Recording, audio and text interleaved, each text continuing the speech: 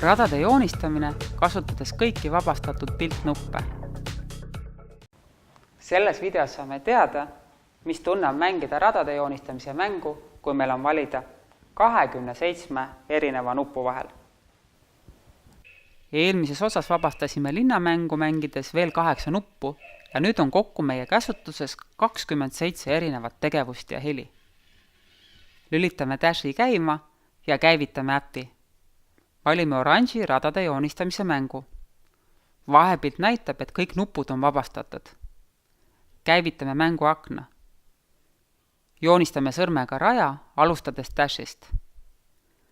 Teen seekord sellise sigri-migri. Teen allservas kasti lahti ja valin 5 nuppu veel juurde, sest korraga mahub alla ekraanile nähtavale 8. See ei tähenda, et me rohkem nuppe valida ei saaks. Kui oleme nupu rajal ära kasutanud, võtame sellest allvalgel ribal kinni ja viskame vasaku ekraani serva suunas ära. Nüüd võtan kastist lihtsalt uue nupu asemele. Mina teen raja, kuhu panen 10 erinevat nuppu. Vaatame, mis juhtuma hakkab. Dash hakkab pihta.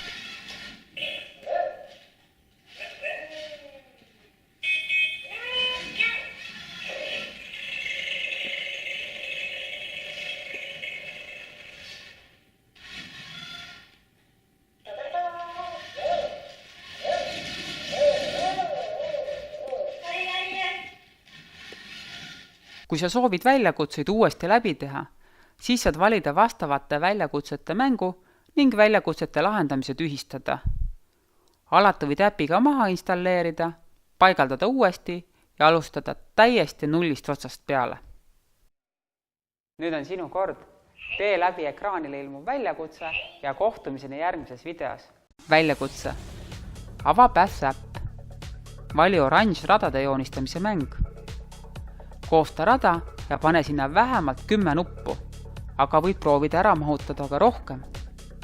Kui kaua sinu raja läbisõitmine Dashil aega võttis?